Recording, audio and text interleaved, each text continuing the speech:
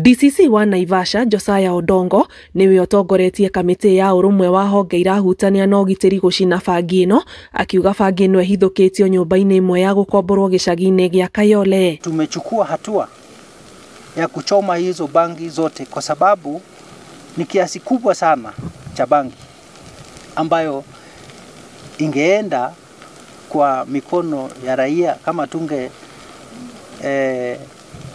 fanya haraka, kama tungekimbia pale kwa haraka. Kiangalia hiyo ni kiasi kubwa cha bangi ambayo ingeathiri wananchi. Odongo arutĩire mukana kuri akomborithia nyumba gicigo-ini giki, akiuga ni mabatie guthurima aria marakomborithia nyumba itura-ini riri na makarumirira mitaratara iria ikiritwo. Bado naendelea kutoa onyo kwa wananchi ya kwamba waendelee kushirikiana na serikali kupiga vita dhidi ya utumiaji ya mihadarati kama hii bangi na aina vingine ya mihadarati. Ni hatari kwa jamii yetu, na bado napea onyo kwa wale ambao wanafanya hii biashara.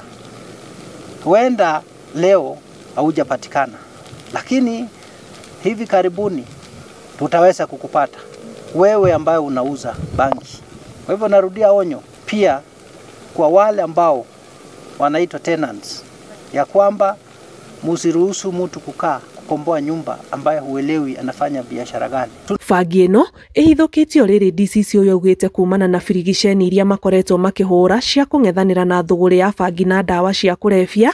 Arutwo a macukuru ni maronania gukorwo makirika uhuthiri-ini na kuria muingi kunyitanira na kuhitana na undu uyu.